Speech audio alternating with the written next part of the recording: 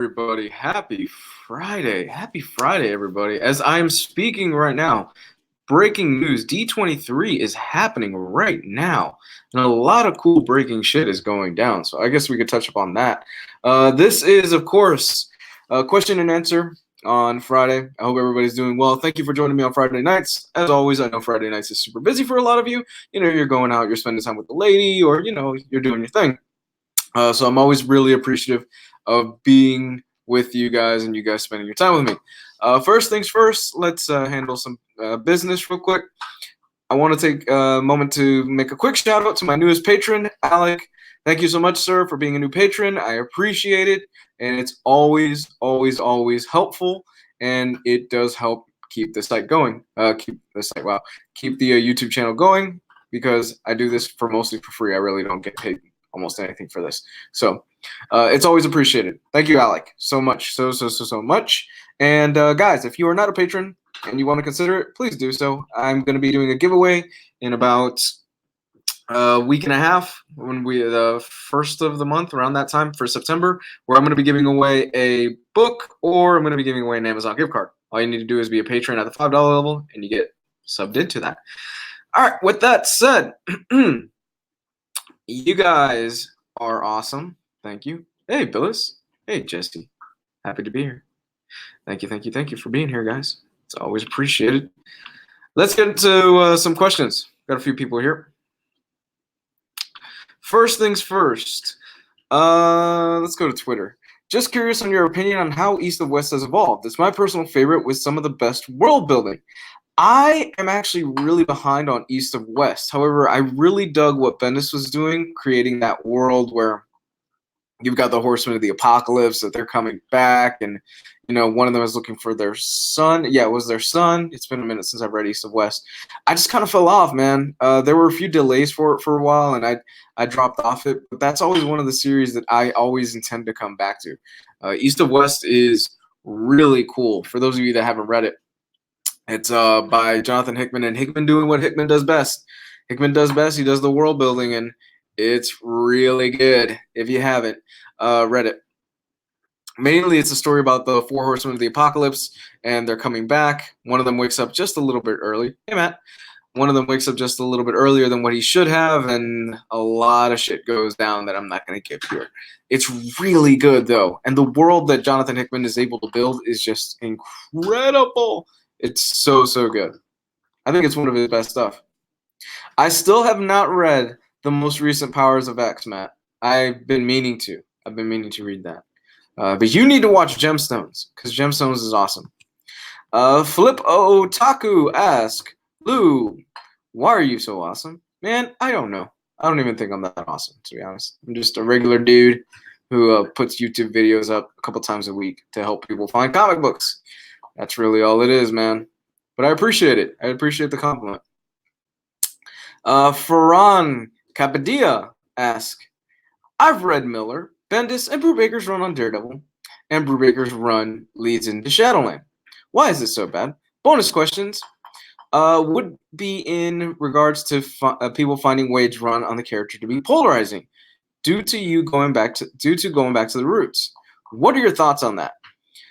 Okay, so the thing is with Shadowland is I don't like Shadowland. I'll be one of the first ones to admit I'm not a fan of Shadowland. I think it's pretty mediocre. And I think the reason that Shadowland was so poorly received is you just nailed it on the head from what you said. Think about it. Think about the pedigree that is associated with Daredevil. Miller, Bendis, Brubaker. And at the time, it was Bendis and Brubaker back to back before Shadowland. That's a tough fucking group to swallow. You've got Bendis, who he single-handedly revitalized the character for the 2000s. You've got Brubaker, who he took the mantle from Bendis and ran with it after Bendis had left Brubaker in a really tight spot writing-wise, and crushed it. So that is a tough fucking act to follow, man. Two legendary runs on the character.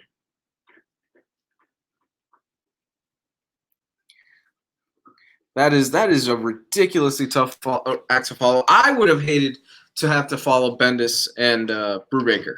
I don't think I would do it. Honestly, if they were to offer it for me, I wouldn't do it simply because it's like you want me to follow Ed Brubaker and Brian Michael Bendis, who Bendis's name right now doesn't carry as much clout as it once did. At least I don't think so. Back in that time period, though, this was Bendis who was writing like at the top of his game. Like Powers was at the top of its game.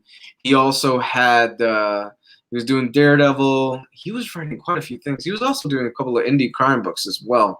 Alias. He had Alias under his belt. So that was Bendis when he was hot. Like he was on fire. And that is such a damn good run. If you haven't read it, I really recommend you do. Let's see. But yeah, that's part of the reason why I think personally that Shadowland is just not as received as well as it once was. I don't think it's anything personal or anything like that. It's just that you're coming off of two guys that are just crushing it and absolutely destroying writing Daredevil, and you get a mediocre event. You're gonna feel it a lot more. Parker Luckenbach asks, what's a game developer you'd like to see make a comic book game? I mean, the obvious choice would probably be Rocksteady, and Rocksteady to handle Daredevil. A Rocksteady Daredevil game would be really cool. I would love to see Rocksteady take the reins on Daredevil and see what they can do. I would love the Batman series. I thought Arkham Knight was just Arkham Knight was okay up until the tank stuff. I really did not like the the Batmobile and the tank stuff that they were doing there. It felt horrible. I really wasn't crazy about it. But Arkham Knight was still a fun game. I would say it's the weakest of the three with Arkham City. For me personally, I loved Arkham City. I think Arkham City was their best game. I loved Arkham City, man. I have played Arkham City probably 5 times already. It's such a good game. And I mean like to completion. I've done all the side quests and stuff like that. Okay, so that's all the Twitter questions. All right. Okay, so there's a few things I'm going to address because there was just first off, there's the Spider-Man news. I want to talk about that, and there's the recent announcement of the D23 stuff. So let's talk about Spider-Man. Okay. So this is all off the top of my head, what I'm going to say, so bear with me. If I get anything wrong, call me out in the chat. The news broke out this past week, and Deadline was the one that broke this, that apparently communications have fallen through and that Sony and Disney are no longer leasing Spider-Man. They're not allowing the lease to happen, which is basically what's been going on, and child custody rights have been taken away from Marvel. So it apparently went down something like this. Disney was the one that approached Sony to negotiate the trade deal. That this is what we want. Originally, what happened a few years ago was that Disney was getting a 5% share on opening day sales, which really is pennies when you think about it. But it's Disney. They could take the fucking hit. It's not a big deal for them. On top of that, Disney was also getting all the money from the merchandising. That's really where they were making their money off of this, because that Spider-Man toys, Spider-Man shirts, all that stuff, that shit sells. It always will. It sells. Like people love Spider-Man. He's insanely marketable. So after that, we fast forward a few years, a couple of movies, and we are at this point right now. Disney comes up to Sony, like the mob motherfuckers that they are, because that's what they are. They're the mob bosses at this point of Hollywood. And they say, we want a 50% share on everything. We want 50%. That is our cut that we want. Sony says, fuck you. We're going to take our ball, our Spider-Man, and we're going home. I think there's a lot more going on here. And of course, this is all pure speculation. I'm not that type of person to have inside sources or claim to be an expert on any of this shit. I think what ended up happening is a couple of things. First, you have Sony that they are riding high off of Venom. Venom was a box office hit. Mediocre film. I didn't care for it. If you did, cool. But it was a box office hit. I think Venom broke $1 billion, didn't it? Or it got really fucking close to $1 billion, if I'm not mistaken. Sony's riding high off of that. They're smelling their piss, whatever. On top of that, they've got Spider-Verse and they've got Lord and Miller. Spider-Verse wasn't really a box office hit. It wasn't huge, but it's acclaimed and it has since found a home on home video on the marketplace. And the thing is, they probably realize, okay, are we really going to split 50% of this with the MCU, or are we going to take the gamble, continue doing Spider-Man films with Tom Holland and with the current director, and we just really won't say anything about the MCU?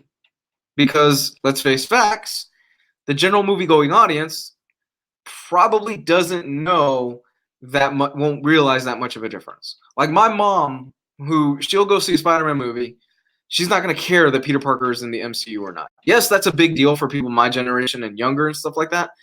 But I think you guys are overestimating a huge part of the general movie-going audience. I think a huge part of the general movie-going audience, one, isn't going to realize what's going on. Two, isn't going to care. They can also take this and because remember, guys, they can also take this and they can make a Venom Spider-Man crossover movie. They were trying to make their own little Spider-Man universe thing for the longest fucking time. For years. Before Tom Holland, before, with Andrew Garfield and stuff, they wanted to do the Sinister Six. They wanted to do the bullshit Aunt May movie for a long time. That never got off the ground, though. Thank God. So what they're doing now is that they want to do their own Spider-Man universe. So my guess, and I'm going to get to the Disney side of this in a minute, my guess of this is that they are going to fast track, because we know Venom 2's got a director. We know a few things. We know Venom 2 has a director. It's Andy Serkis, and we know for a fact, because it's been confirmed by multiple outlets, Tom Holland did film a scene for Venom 1, but it got cut out at the last minute because Marvel didn't want it in there. So, would not surprise me. It wouldn't surprise me if in the next Venom film we get a post-credit scene for Spider-Man in there. And the thing that sucks is it sucks for Tom Holland, because you gotta know the guy must have loved working on those MCU films. And he's stuck in a contract for 2 years. Now, there's multiple sources that are saying, for 2 films, not 2 years. There's multiple sources saying that Tom Holland, he has an out. He can totally walk out if he totally wants to. He can back out of the Spider-Man films. We don't know that for sure. We don't know. That's what rumors are around right now. Now, here's the thing on the Marvel side of things. I don't really have a horse in this race. And I'll say why in a minute. I don't have a horse in this race because of the fact that I enjoyed the Tom Holland Spider-Man films. They're fun. I think Spider-Man Far From Home is the best Spider-Man film, not animated, since Spider-Man 2 for me. I liked Spider-Man Homecoming. I like Spider-Man Far From Home. And I've seen Spider-Man Far From Home twice, and I liked it more the second time than the first time. To me, Spider-Verse, for me, is bigger, for me, in terms of what I want to see, than the MCU Spider-Man films. They have Lord and Miller working on these projects. Lord and Miller are 2 of the most amazing fucking directors working in Hollywood. They pull ass pulls out of nowhere. Like Cloudy with a Chance of Meatballs. Who would have thought that would have been such a great movie?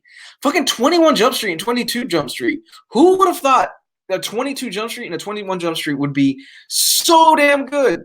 Who would have honestly thought that? Like, if you had announced that today, I'd be like, that's a horrible idea. But they pulled it off. You know? And they also did work on Spider-Verse. So for me, if I am Sony, I would look at my cards on the table, and I don't think negotiations are done yet. I really don't. I think that negotiations will still be ongoing for a while, and I think there's way too much money to be left on the table, and I personally think that they'll come to some conclusion in the next few months.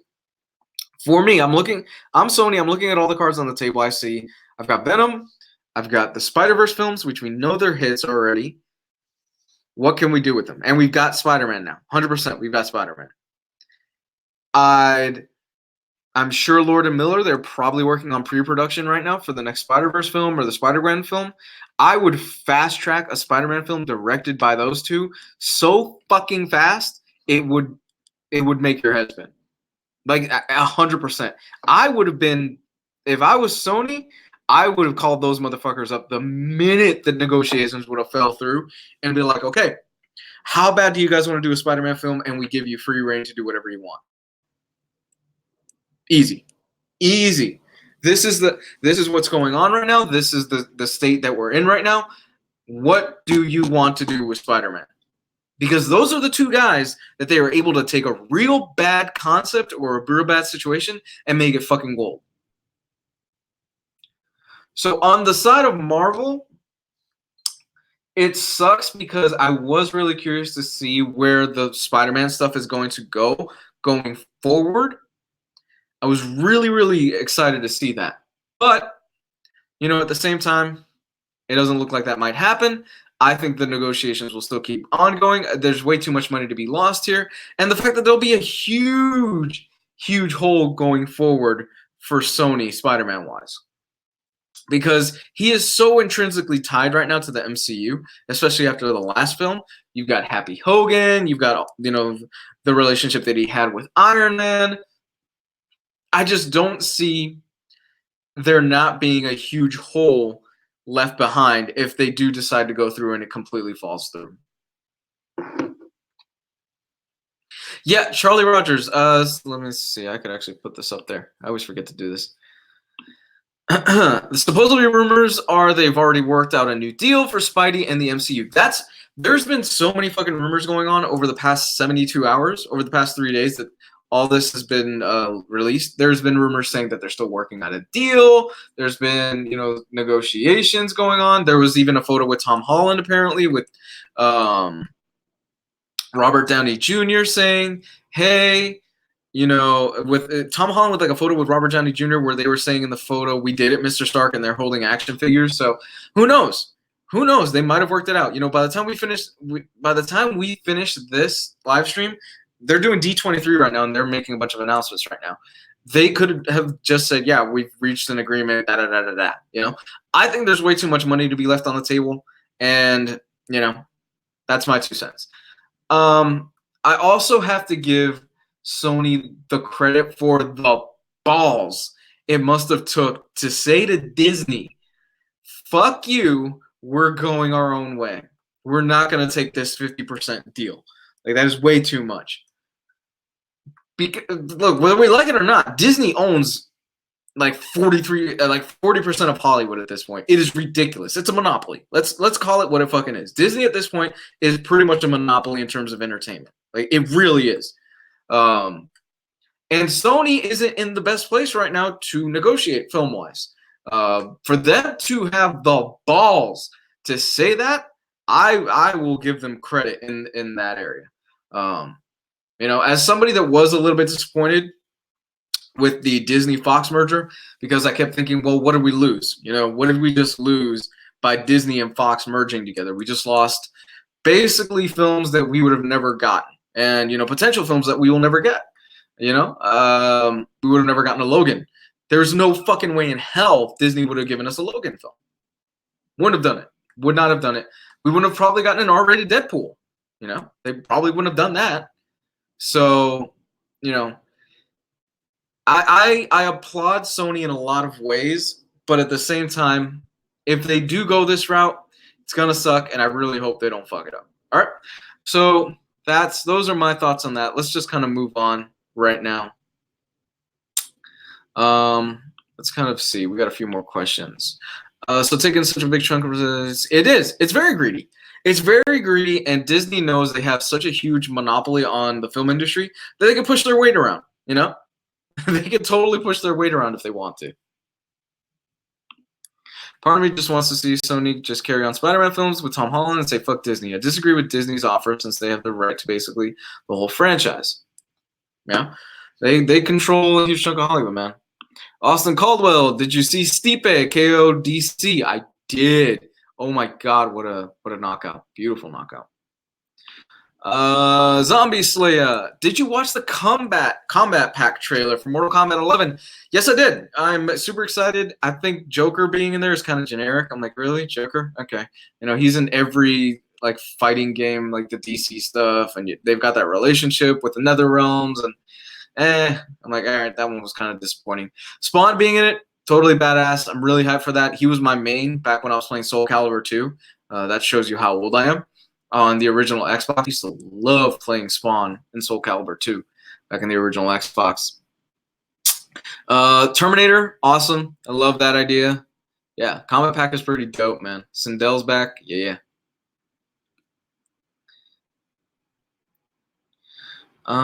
True, they might. Austin Caldwell, would you consider yourself a minty? Near mint condition, yes. Let's see. Okay, let's go to the community tab. Community tab. You guys left me some questions there. Derek Chua, how do you think the 3 Grand Design books will eventually be collected together? I think the 3 Grand Design books, I don't know. Never read Grand Design. Sorry, pal. Do you think you could answer considering more digital, but don't think you could answer considering more digital? This is the same person. But would you know how to detect misprint copies without opening the shrink wrap of Flash Omni 3 by Johns? I can't, man. That's one of those things where you're really rolling the dice with stuff like that.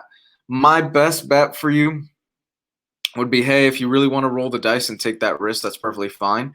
You know, you're gonna have to return the book if it's not, or you just get the pages off the internet. It's really a tough spot right there.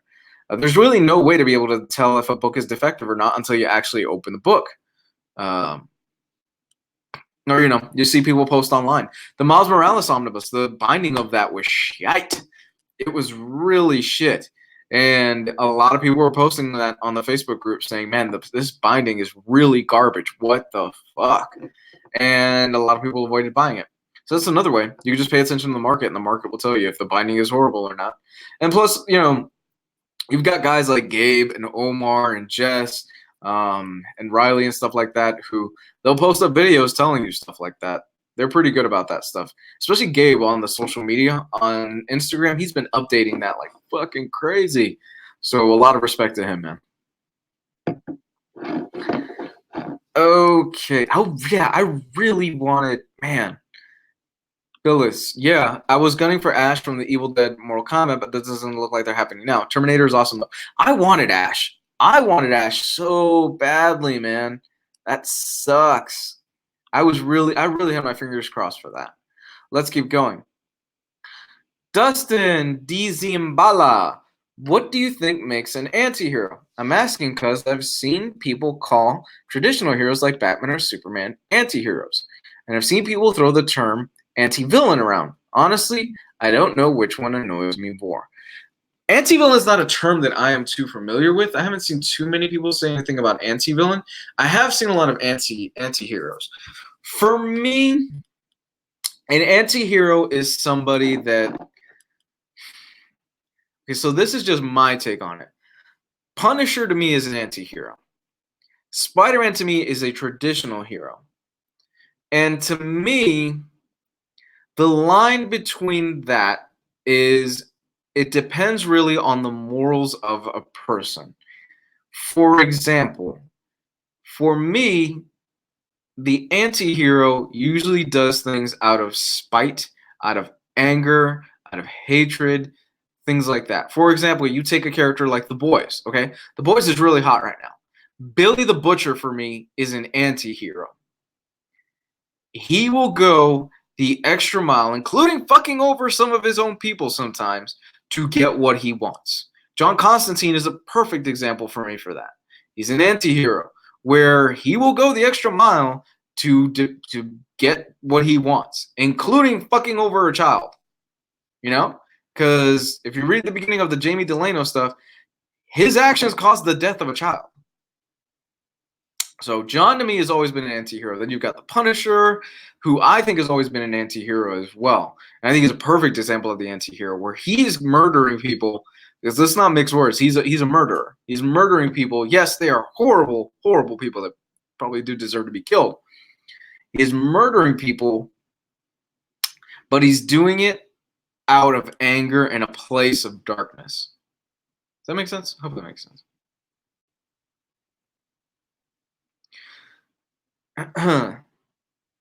So, Billis, by that definition, though, would Thanos be considered an anti-villain?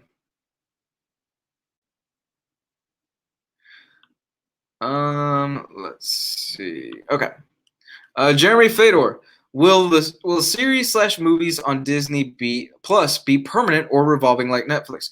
We still don't know what exactly they're gonna do. My guess is Disney owns this shit, man. They really own this shit. My guess is they're just gonna keep expanding the catalog. Like, look, I've been poo-pooing on Disney for a while, but fuck me if I can't give them credit for just examining their competition, giving their mouse middle fingers up, and going, yep, we're going to undercut your price by about $10 whole. Fuck off. Because $7, you get Disney Plus.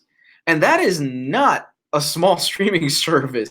Yes, it's starting, but you got to consider everything that they're getting for $7, dude. You are getting the Disney catalog. You're getting the Fox catalog. You're getting a lot of content. Do I think it's going to be revolving? I don't think so. I can't see them doing a revolving system like Netflix. The issue with Netflix is that Netflix, they are buying out. They are buying the rights to stream that stuff. They're basically renting out the rights to stream that stuff. And that's why you kind of see the revolving catalog, because they're okay, we'll pay you this X amount of money to have this on Netflix for this amount of time. And eventually it's going to rotate out. That's what they're doing. Disney, dude, Charlie Rogers, there's no way Netflix is shaking a little waiting for Disney Plus to start. Charlie Rogers, they are in debt. They are in a shit ton of debt. And there's a big mouse coming, and he's got a big stick. Like, Netflix is in deep debt. Like, not small debt, deep debt. They've been cutting their shows and stuff like that and what they buy because they are in debt. And it's a lot. Oh, okay. Whoops. I meant not shaking. Okay, just to clear that up. But they're in a real deep debt, man. And I don't have Netflix anymore. Like, I had Netflix for like a week for that month that Stranger Things was on, simply because I wanted to see it. And then after that, I completely pulled the plug on Netflix. Like, I'm not paying for this. And even then, I just kind of did like, you sign up for a fake trial and did the 30 days or whatever it is. I doubt it, and that's the difference. That is the main difference between Netflix and Disney, is that Disney owns this shit. They can have Lion King playing 24/7 if they want on Disney Plus. They own that. They can have all the Fox stuff playing on Disney Plus if they want 24/7 because they own it. They are not renting anything out. They're not leasing anything out. That is their product, and that is exclusively their product.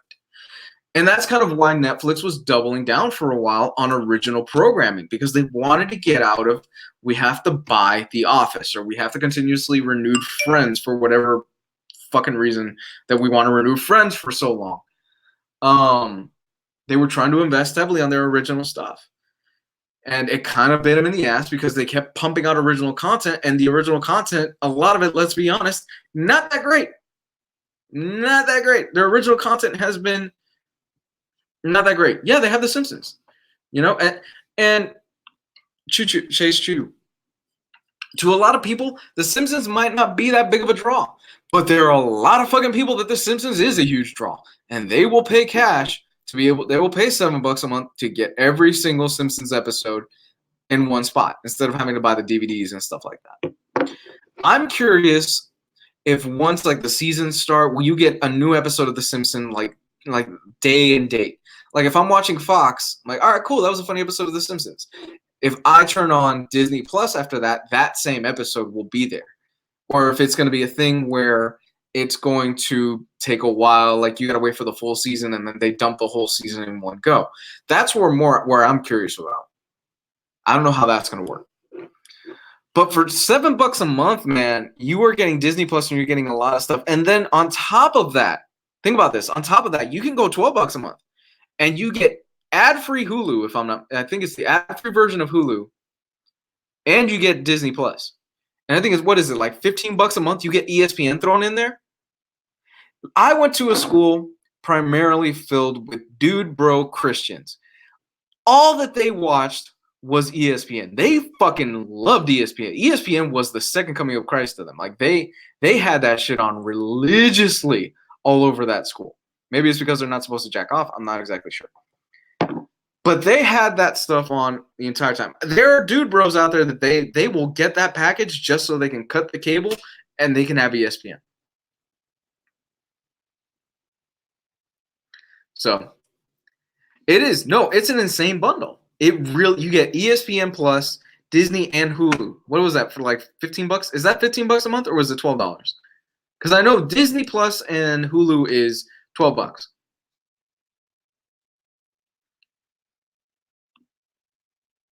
ESPN Plus does have all the UFC stuff. That's true. They have a deal with that. There's a lot of people that want that. HBO releases new episodes at the same time an episode is airing. Yes, it does. That's how I was able to watch Game of Thrones. So that's what I'm wondering, if Disney is going to go that route as well. Yeah. And that bundle is $12. You get ESPN Plus, Disney Plus, and Hulu for $12. Now, if I'm a family man. Like if I have a family, money is tight, and I can either pay $17 a month for Netflix or whatever the price is now, $14 a month for the basic Netflix program, or I can pay $12 a month. I get my ESPN, I get Hulu, that's my adult content, and I get my Disney stuff where I'm going to get Marvel, and I can put my kids something to watch on TV if I have like little toddlers or something like that. There is no question where I'm going to go with my money. Like there really isn't. So there's got to be a piece of Netflix right now that's going, fuck us, god damn it, and we can't go back down on the price because we're already in such a deep hole. All right, let's there's still a few more questions. If someone were to start reading into Boom Studios books, which 3 books/series would you recommend to him or her? Lumberjanes is really good. That's kind of an all ages, super fun, like Boombox Kids type of thing. It's meant for younger ages, but it's still really fun. Then, of course, there is the Irredeemable series, which Jess Bragg just brags. Like, see what I did there? Jess Bragg just has glowing reviews. I think Irredeemable is his favorite series of all time, so I always recommend people check that out. And there's the spin-off series. There's Irredeemable and I can't remember the spin-off series. That'll come back to me later. But yeah, there's a spin-off series that kind of ties into Irredeemable, and yeah, I think it's Incorruptible or something like that. Something like that. Alrighty. Steph Van Hees, what are good jumping on points for current day Marvel, as in the last 3 to 5 years or so? I have a good knowledge of most of the Marvel characters and have read a fair amount of work from earlier decades, but nothing from recent storylines. It all seems so tied into each other as of late. Man, you can read good jumping on points. Venom. I'm going to give you the ones I always recommend people for Marvel right now. So you can read Venom. You can read Jonathan Hickman's X-Men. You really don't need to know anything about that. There's, of course, my opinion is that the Immortal Hulk is the best book that they're publishing right now. You can read that. So that's 3. Miss Marvel is not bad. It's actually pretty good. It's not as good as the G. Willow Wilson stuff, but Solid Ahmed is doing a good job so far. That's 4 right there. So yeah, that's a good primer to get you started. Oh man, Silver Surfer Black. You need to read Silver Surfer Black. So good. So you know what? Anything by Donny Cates right now at Marvel is gold, man. It's Incorruptible. That's what it was. Yeah, Incorruptible. Oh man, the Mandalorian trailer just dropped. You guys want me to do a live reaction to the Mandalorian trailer? Huh. I'm actually really curious to see that. Yeah, they've announced a few things. Miss Marvel, She-Hulk, and Moon Knight just announced. Yeah, a lot of stuff. I'll talk about that in a minute. I'm just trying to get through like the questions so far that have been answered on that have been sent to me the previous day. I hate having to wait for, having those guys wait for so long. Let's see. Raj Singh. Have you read Alan Moore's Promethea? If yes, would you recommend it? On a separate note, I watched The Ritual recently. Great recommendation. Hey, I'm glad to hear that you enjoyed The Ritual, man. I love The Ritual. Damn good movie. Damn good. I haven't read Promethea. I think I've read most of Alan Moore's back catalog. I just haven't gotten around to his League of Extraordinary Gentlemen or his Promethea yet. I need to read those. Those are kind of holes that I have to fill in my Alan Moore back catalog. What are your favorite? What are some of your favorite ongoing DC titles right now? Man, I've been really digging the Flash. Grant Morrison's Green Lantern is great. It's really good, man. Like that's really good stuff. It's really just a cop drama. Grant Morrison's Green Lantern is straight up just a cop drama. That is what it is, and it's a damn good cop drama. It's so much fun. There is an overarching story that's playing on in the background, but for the most part, almost every single issue is a one and done. And there's little strands tying into the other issues, but man, it's so good. It's really good. I dig that a lot. Let's see. Sean Murphy's The White Knight. The one that he just put out, there's only one issue out of it. The new one, because there was a White Knight that came out last year, but this is a continuation of that. It's pretty good so far. Scott Snyder, The Last Night on Earth. It's been fantastic. Recommend that. Of course, it's Snyder and Capullo, so Luis Jupe, thoughts on Sam Raimi's Spider-Man trilogy? That's funny that you asked that. I actually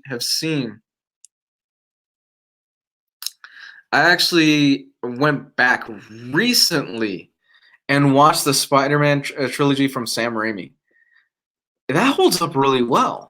It does. I mean, some of the special effects, are a little dated, especially when you're watching it on a 4K TV, like I have and everything like that. Humble brag. But some of that stuff genuinely holds up very, very well, and I dig the hell out of it. Spider-Man 2 to me is still the best live-action Spider-Man. That's just to me. The best live-action Spider-Man to me is Spider-Man 2. That train sequence is still fucking great. Like, that shit is still awesome, man.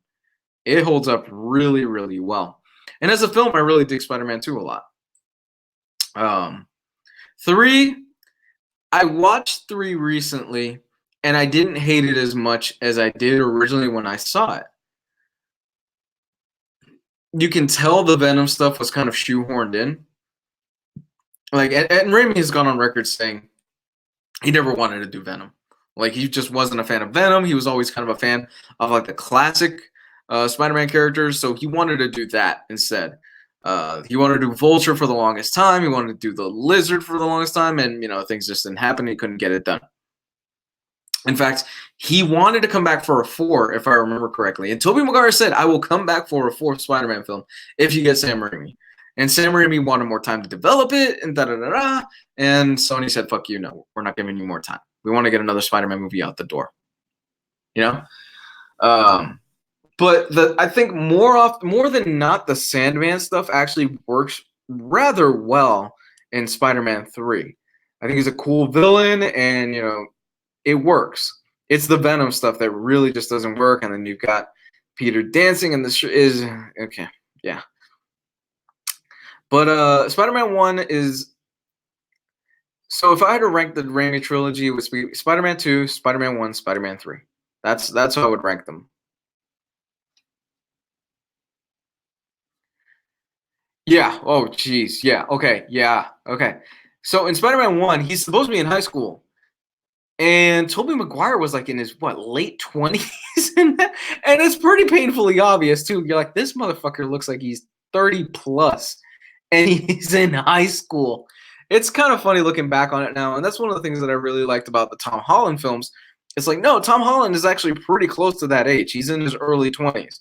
So they can get, and he looks young enough where they're like, yeah, we can kind of get away with casting him in high school. He's starting to look older now, which I think this would have, if they continue the Marvel line, if negotiations don't fall through, I think the next film he's gonna have to be college, man. I can't see them doing another high school one because he's looking like he's older now.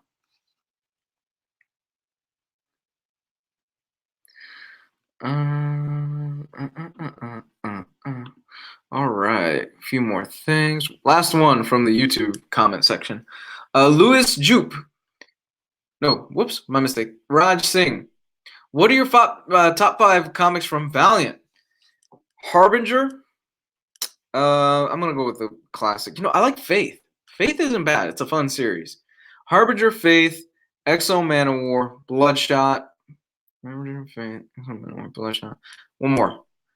I was reading Valiant hard for a minute. Archer and Armstrong's really fun.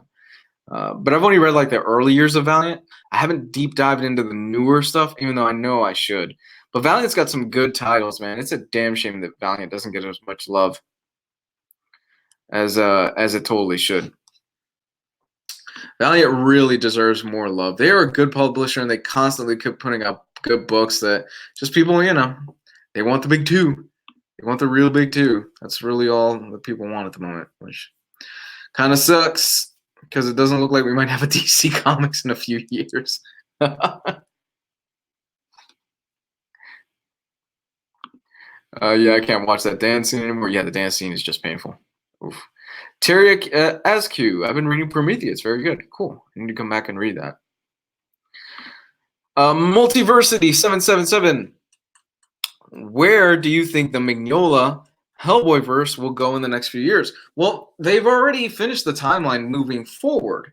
That's the thing. Unless Mike decides to kind of go back on that, and if you've read the ending of BPRD, The Devil You Know, then you know how that ends, and you know the end result and where everybody where humanity is left, and da da da da.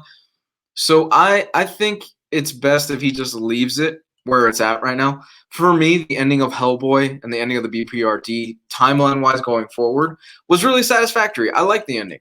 I wasn't head over heels with it, but I did like it, and I enjoyed what Mike was doing with it, and I respect that a lot. I kind of saw it coming for a while. In fact, if you watch older videos of me talk about this subject, I'm like, okay, well, obviously, this character is going to play into this way, and this is where humanity is going to go, and yeah. But I dug it. I dug it, man. I dug the ending a lot. I think Mike's just going to tell a few stories, and there's plenty of history to cover. They're covering the 1940s stuff right now in Hellboy. Hellboy and the BPRD 1940, I want to say 7, they're right now. But there's a lot of stuff that they can cover. There's a lot of ground in there. They could go to the 70s, the 60s. Hellboy. The beauty of Hellboy is that he's been around since the 40s, so they have a lot of ground to cover, and they could keep putting out new stuff. Like they constantly keep bringing in new heroes, new monsters, new characters, things like that. Only thing is that Mike's got to kind of be careful because the timeline is over. Like the timeline going forward is done. Like if he introduces something, he's got to be careful that follows into the timeline that they have going forward. So that's got to be kind of a pain in the ass. Let's see. Yeah, okay. So D23, they're wrapping up right now, I'm pretty sure. Let's talk about this. A Miss Marvel show. I've been saying this for years that it's just inevitable. I was saying it's not going to be a film. I don't see this being a movie. I see this being a TV series. And if there was ever a fucking time to drop a Miss Marvel TV show where it's celebrating a Muslim American woman, it's right now, folks. And I am very happy to see that. I think it's a perfect time for that show, and I can't wait. I love Miss Marvel. I love that character so much. I love Kamala Khan. I think G. Willow Wilson wrote the hell out of that series. It was a fun series, and I can't wait. I cannot fucking wait. It's gonna be a fun series, really. She-Hulk, a She-Hulk show. I'm curious. This is the one I'm most curious about. How are they going to justify a She-Hulk show? Was like Bruce Banner messing around on another person while he was trying to get his own Gamma shit straightened out, and that's what created She-Hulk? Like, how are they going to justify a She-Hulk character in the MCU? I'm really curious about that. I'm also going to be really curious to see how she's going to play into the larger role. Feige has said that a lot of the shows and the movies and stuff like that going forward are going to have a strong female presence, which, yay, I'm good with that. I'm happy about that. I hope we don't get any more cringy scenes like the girl power scene in Endgame. I thought they could have done that. It wasn't the fact that they did it; it was the fact of how they did it that I thought was really cringy in Endgame. You know, it's just it struck the wrong tone for me. It wasn't like they were shoving anything down my throat or anything like that. It just kind of felt like, I don't know. It just felt weird. Like out of that whole end fight, it honestly felt like they paused the second, like they paused the fight in that particular scene for the directors to go, yeah, we've got all these women fighting together, and it just kind of took me out of it a little bit. I'm not against it, you know, before somebody says something like that, but it took me out of the film a little bit, where I was like, whoa, this is kind of okay, whatever. Yeah, it didn't feel right. It honestly, that scene just did not feel. They could have cut that entire scene out, and the film would have flowed perfectly well.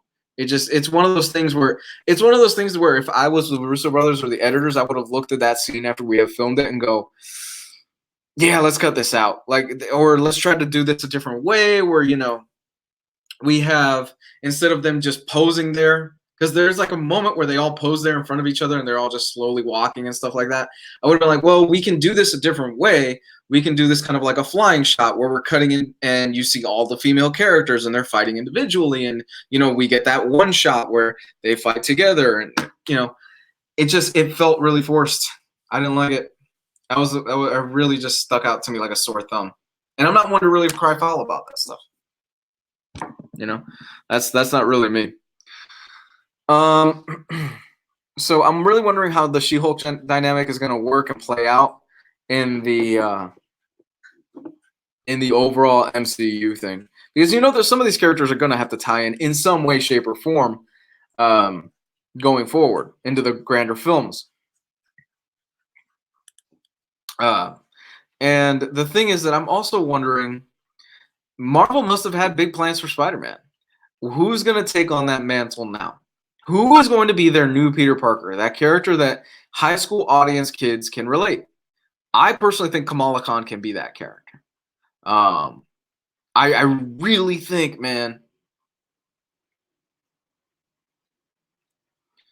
I really think Kamala Khan has the potential to be that character for a lot of kids. It's like she's young enough where she'll be in high school. A lot of kids will be able to relate to her. She's kind of dorky enough that a lot of kids, you know, coming up, they'll be able to relate to her too.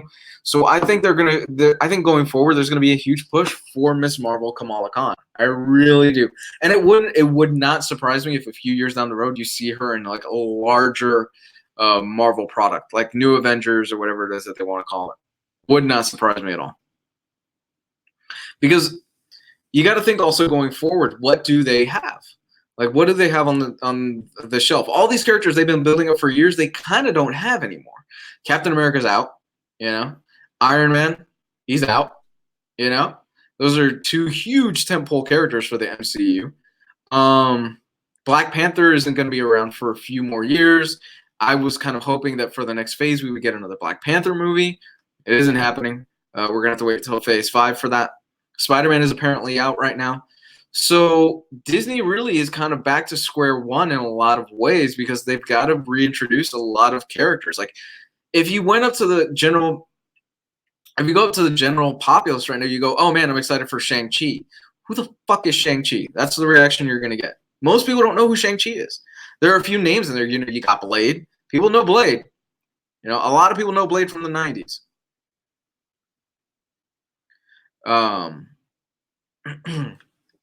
You know, so going forward, they're starting from a lot of square one. The Eternals. I can't fucking name the Eternals off the top of my head. I can't name who they are off the top of my head, mostly because I've never read the fucking Eternals, you know? So it's going to be interesting in the next few years. It really will be interesting. They're going to have to pull a lot of different characters because at least Phase 4, the general movie-going audience doesn't know who the characters are. What they know is that it's a Disney Marvel movie, and they love Disney Marvel. They love the brand. They will suck at the mouse's teat for as long as they want. That's what they know. As long as they get that little Marvel logo with the flipping pages and stuff like that, or whatever it is at the beginning of the film, they'll be happy about it. Yeah. I haven't been the most crazy about the last few Disney Disney Marvel solo films, aside from Endgame and and Spider-Man. You know, I wasn't crazy about Captain Marvel. I was okay with Ant-Man and the Wasp. I thought that was fun. In fact, you want to know something? I rank Captain Marvel just slightly above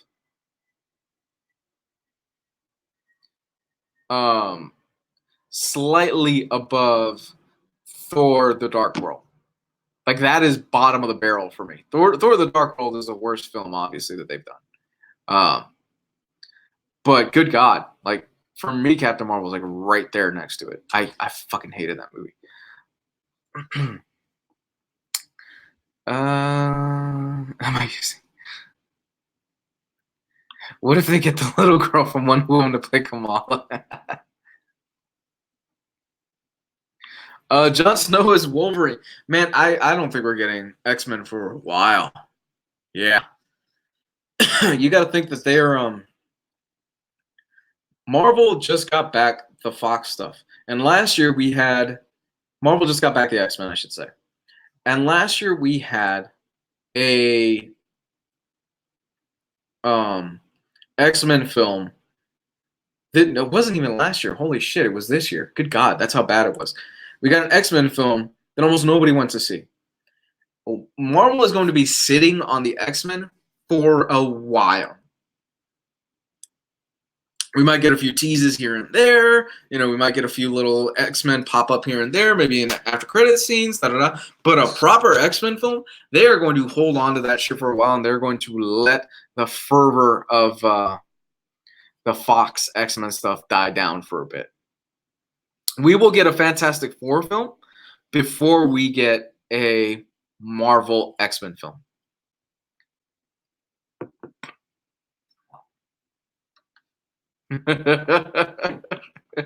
Shane Holmberg, not into Captain Marvel. Okay, give me your liberal card. You are now a Trump supporter.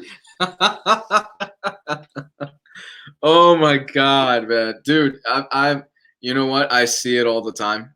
Honestly, I'm just not a Captain Marvel fan. I think I have gone on record as saying that I think the Kelly Sue DeConnick Captain Marvel stuff is pretty terrible. It's not for me. I didn't think it was that good. And I thought the film was pretty terrible. You know, and this whole thing where, and I always avoid politics on this channel because there's enough of that shit online. This whole thing that if you don't like Captain Marvel, then you're a Republican, or that's fucking stupid. That's so fucking stupid. You know, that is dumb as shit to me. You can have an opinion on something. Okay, I think it's gonna be Mark Spector. There was something else. What else? Moon Knight. Right. So they announced Moon Knight. I am excited for Moon Knight. I can't fucking wait for a Moon Knight TV series. I'm super hyped about that. I think it's going to be a lot of fun. And, you know, I don't know. I'm excited for Moon Knight. I haven't read too many Moon Knight comics other than the Warren Ellis stuff and the Brian Michael Bendis stuff, which is really good. So I always recommend people start with that. Moon Knight is a character that I just don't have that much of a deep knowledge of in the Marvel universe. It was actually not Bendis. It was actually the Ellis stuff that really, really made me interested in the character of Moon Knight.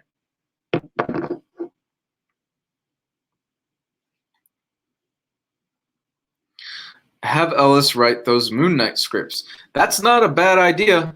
It's not a bad idea. Ellis has had TV credit before in a lot of things. And the stuff that he typically writes for TV is actually really good. He did a G.I. Joe series, a few years ago. Ellis wrote an animated G.I. Joe series. It was only a couple of episodes. I can't remember what it was. I think it was like G.I. Joe Retaliation or something like that.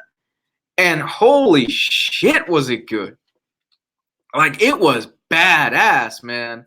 You get Storm Shadow and Snake Eyes fight each other in one of the most badass animated fight scenes. Oh, it's so good. It was so, so good. You know? And Ellis, he's been writing Castlevania for Netflix. You know, Ellis writes TV. Look, I would have had Ellis on my writing team right away if I'm doing a Moon Knight TV show. I'm like, Ellis, what's your schedule like, buddy? How about we get together and we write a couple of episodes of Moon Knight? Why not Domino? Give her a bigger role. Yeah, yeah. And okay. Chase show, it was really limited. It was only like 6 episodes or something like that. And here, Jesus, okay. Here is my gripe with the Captain Marvel stuff. My gripe with Captain Marvel is that, to me, she's never felt like a character. She has just felt like the living embodiment in the MCU films, like the living embodiment of a Deus Ex Machina. At least so far. And they haven't given her anything. They really haven't given her anything to work with, because the first film she spends the first film completely oblivious to her past, and she doesn't remember what she was. And okay, you know, I'll kind of give her a pass to that.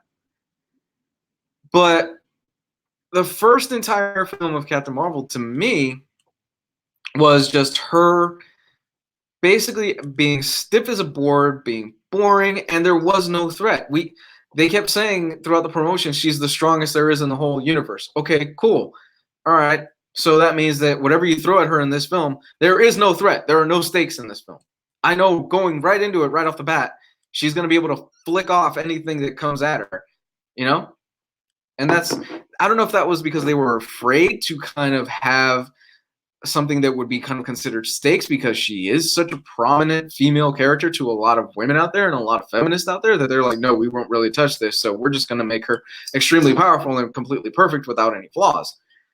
That was my big take on it. And you kind of see it in Endgame. You see it in Endgame because they had no fucking clue what to do. And I'm holding a beer bottle. They had no fucking clue what to do with her in Endgame, to the point where they write her off in the first 20 minutes and they send her ass into space, because the Russos were probably like, yeah, we have no clue what to do with this character.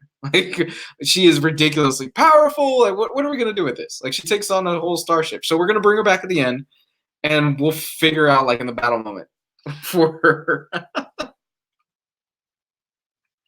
You know? So, I don't know.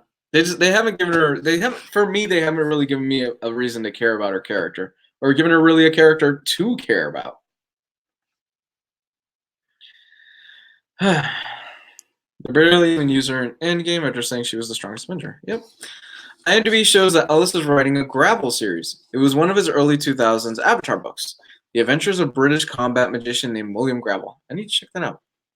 Yeah. G.I. Joe Resolute was the show.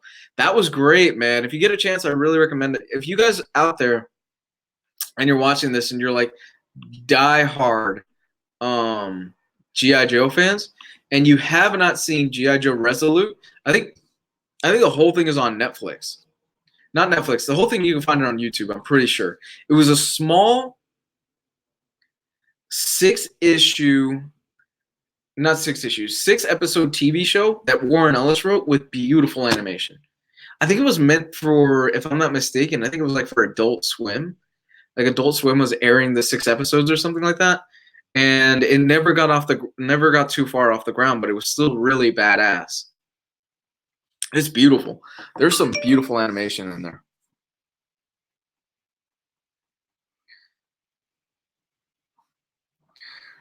Didn't Lemire do a Moon Knight series? Yes, he did. Lemire did a Moon Knight series after. What was his name? Oh, he did Northlanders. Forgot his name off the top of my head. But Lemire did do a series. Hold on one sec. Gigi, get over here. Stop messing around with that. It's my dog. Lemire did do a Lemire did do a Moon Knight series after, what was his name that did Northlanders? Now that's going to bother me. I'm going to have to look that up. And his Moon Knight series I actually heard was really good. Brian Wood. Yes. Yes. Thank you, Shane. It was Brian Wood. Lemire did a Moon Knight series after Brian Wood, and I've heard it's not bad. I've heard it's actually really good. And, you know, I'm kind of on a Jeff Lemire kick lately, and I've been digging a lot of what Jeff Lemire's been doing a lot lately.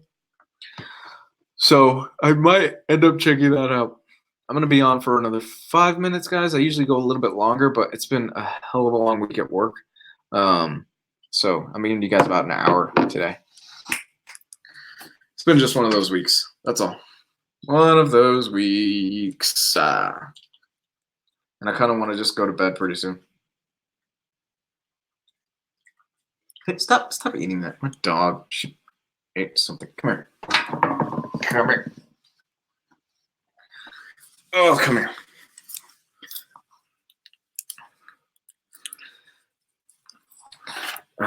I love her, but she is absolutely a pain in my ass sometimes. But a good pain in the ass. Good girl. Good girl. Good girl. Okay. All right. Yeah. Max Bemis was the writer. They still need to do a comic in the Red Dead Redemption universe. Who would write that? A comic in Red Dead Redemption? That's a good question. You need somebody that's good at Westerns. I would like to see Joe Lansdale come back to comics, man. Yeah, Joe Lansdale. Joe Lansdale wrote a badass Jonah Hex series back in the, I want to say, 80s. I'd love to see him come back and do some Moon Knight stuff. Not Moon Knight. You can tell I'm tired. I would love to see him to come back and do some Red Dead Redemption stuff. And there's so much they could explore with Red Dead Redemption. Like that universe. They could come back and do just exploring Dutch's life after the events and the fallout of Red Dead Redemption 2. Because if you notice, Dutch at the end, when you meet Dutch in Red Dead Redemption 1, he is very much a broken man. Like, this is a man that he is at wit's end, and he doesn't look like he's all together there either. Like the government, the G-men have rode him to the ground, and he's just been constantly on the run. And it's an interesting character study and an evolution of where you see at the beginning of Red Dead Redemption 2, which is a prequel, Dutch and the gang at the height, like when they were on top of their shit. They had just come off of a botched robbery, and they were just recovering from it, but they were at the top of their game. And you slowly but surely see that erosion and the destruction of that gang. And I think it'd be really cool to explore Dutch's life after that whole situation in Red Dead Redemption 2, kind of getting that in between period. There's a lot to explore there. You know.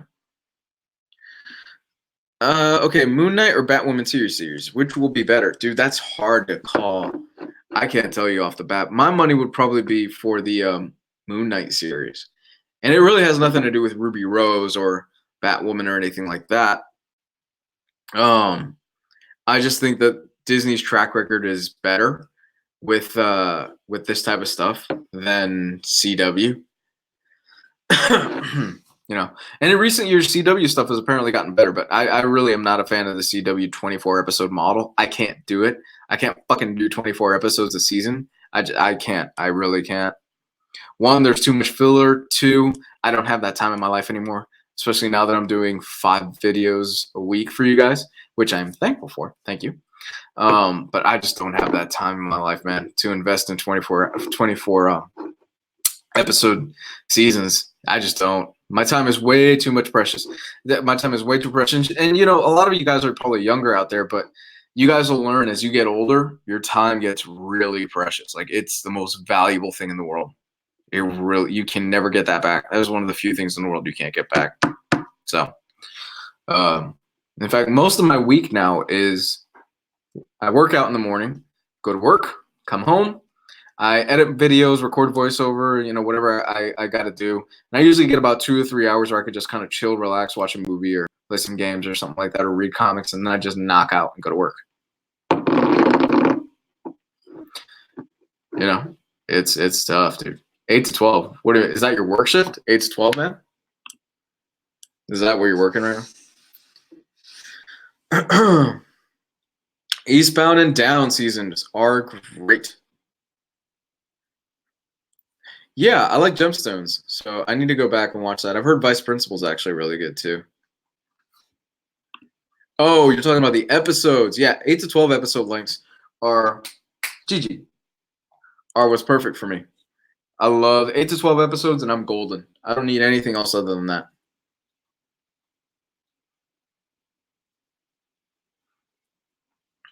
Yeah, I think once you start hitting that 15 episodes where I'm just like, this is way too much of a time commitment. You know, and in fact, for me, 8 episodes is the perfect amount. I think the reason that The Boys works so well for me is because it's 8 episodes. I was flying through the episodes, and then I hit episode 8, and I'm like, all right, cool, we're going to go to episode 9, and we're going to see the fallout of all it. Oh, shit. I'm going to have to wait another year. 8 episodes is good. I'm good, man. I'm good with 8 episodes. I don't need it to be that long. You know, you start getting filler episodes after that, and it's, you know, it's not for me. Not for me anymore. All right. So I'm going to go ahead and start wrapping this up. Thank you guys for joining me. Guys, if you want to help me out, you know what to do. I'm going to be, like I mentioned at the beginning of the episode, I'm going to be doing a giveaway on my Patreon for Patreon members. Within the next 2 weeks, they're either going to get an Amazon gift card or a book from me. That's going to be really up to the person's choice. If you live in the U.S., it's going to be easier, one or the other. If you live outside the U.S., it's probably just going to be a gift card. If you want to support this channel and you like what I'm doing, Patreon is a great option. $5 a month for the cost of a coffee at Starbucks. That's about right? You can support me and help support this channel. It's always appreciated. Also, super chats are welcome. Follow me on Facebook. Follow me on Twitter. I'm the most active on Twitter. I try to stay off Facebook as much as possible. I don't like Facebook that much anymore, or Twitter for that matter. But Twitter is kind of where I keep up with you guys. It makes it easier. So follow me there. And yeah, be on the lookout. New videos Monday through Thursday. I'm still working on what the schedule is going to be like next week. I'm aiming towards Monday, Tuesday being best of currently what's out on Marvel, and Tuesday being best what's currently out on DC. Wednesday is probably going to be a Grant Morrison, since I did Alan Moore last week, and I still haven't figured out Thursday. Thursday's honestly the toughest schedule for me, the toughest day to figure out for me as far as like content. But yeah, they usually go up around 8 a.m. So hit that like button, hit the little bell button down there, ding, ding, ding, ding, and all that good stuff. So wishing you guys a good night. Have a good Friday if you're going out. Please be safe. You know, get an Uber. Don't drink and drive and all that stuff. I've lost quite a few good friends because of that. Please, please, please, please, please, please, please, please. Hey, if you cancel Netflix and give me leftover money, that'd be great. But yeah, thank you guys so much. Have a good night. Like always, buy your books with cash, and wishing everybody the best. Bye.